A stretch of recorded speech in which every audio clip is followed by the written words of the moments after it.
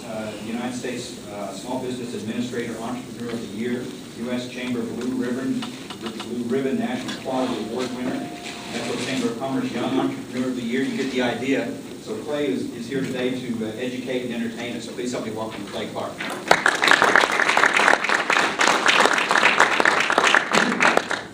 All right. Thank you guys for putting up with me this morning here. This morning, as we get started, I just want to clarify my background. If you Google me and you look into my past and you kind of research, the business I'm most well known for is a company called DJ Connection.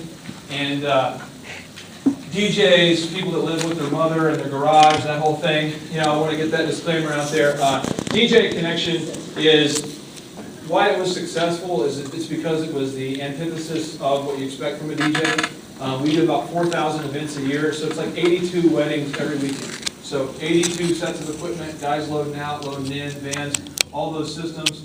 And the things I learned to build DJ Connection, it occurred to me at some point that the profit margin on every wedding is only $150 if we don't mess something up. So if we charge the bride $650, at the end of the day, the most we're going to make is $150. So if you do the math, 150 times 4,000, that's the most amount of money I could possibly make. So I realized that I had to shift into something else to allow me to produce enough profit to pursue my passions. So today there's 9 businesses that we own. Some of the ones that are most well known is Spears & Clark. We handle all of the downtown real estate leasing for can bars. It's about a third of downtown Tulsa. We also do farmers insurance. We have a bakery, all different fields, you know. So I hope we can find something for everybody today that will help connect with you, help connect the dots. But it's all about you. So the first question I have for you, if you could just jot down on the back of your paper, that way somebody doesn't look, and that way you can kind of like hide your answer. On the very back, you can just write on the back, how much profit do you need to pursue your passions? And I know it seems like kind of one of these motivational speaker questions, and you're going, it's, you know, millions of dollars. But I mean specifically, if you can just write down the amount of money that you need for you to be able to have enough revenue to produce or to pursue your passions. So just an example, we have 5 kids, 9 businesses, 5 kids, kind of a crazy life. My wife is an incredible lady, and she wants our kids to go to private school. So I do the math on that. Okay, Lincoln Christian is $6,000 a year, or Metro $7,000 a year. Okay, well, that's $35,000 a year for school. Okay, cool. And I start adding it up, and I know what my total is. But I just want you guys to really have a specific amount, and then I'd like you to divide the amount you want to earn by the number of customers you have to service to get there. So, example. If you wanted to make $400,000 a year and you average $150 profit per wedding, how many weddings do you have to do or in the cake business? Icing on the top is our bakery. It's right next to the Mayo Hotel, and we just signed an agreement to do all the cakes for Godiva, and it's a really cool deal. But with that, the average wedding cake is like $600, and the profit margin is maybe $250 if nothing goes wrong. So how many cakes do we have to do to produce that? And this could be demotivational for you in that if the number is huge, it's not possible, I recommend you stop doing that career and shift. Because otherwise it's kind of an form of insanity if you're going, well, I'm going to do 8,000 weddings a year and it still won't get you to the total you need. Okay? We're on the same page? All right.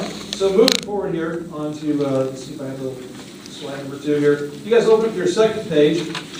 This is a book called E-Myth. I have my own book I wrote, but I think this book is better, so I'm going to recommend it here for you. It's called The E-Myth, Revisited by Michael Gerber. I read this book in 2004, and it absolutely changed my life. It's phenomenal. But one of the things I want to share with you about the E-Myth is it says most entrepreneurs are merely technicians with an entrepreneurial seizure. Most entrepreneurs fail because you are working in your business rather than on your business.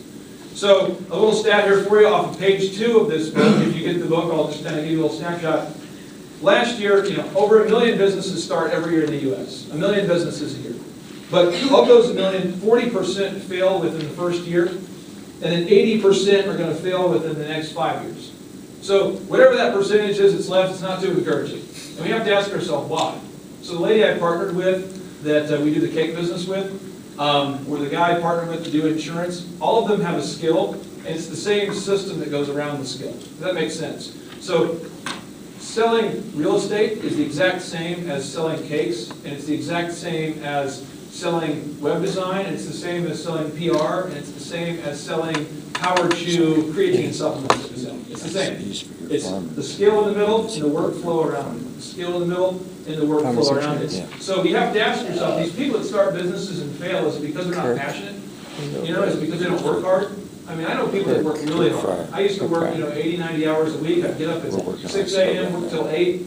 And if I got a trophy for working the most hours, I probably would have won that award. Some of you guys do that, So it's not about passion, it's not about how hard you work, it's about the systems. And so what we're going to do today is really mine into the systems, into the details, which I sometimes will refer to as minutia, but it's the details that really do matter. So if you look at your sheet here, point 1 is the marketing. How do you market your business? This is how you get customers. So today we're going to get into this. How do you market? The second is when somebody calls, what do your people say? What do you say? Example, thank you for calling the Renaissance Hotel and Resorts. This is such and such. How can I help you? Or at your business, it might be, thank you for calling such and such. How may I help you? Or it might be, hello. Right? It could be, hey, sorry, I'm busy. Hey, what is it?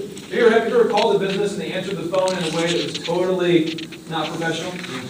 And then how many of us have had an employee who works for us that have done that? So what happens is because we hire them, people infer that we taught them to do that.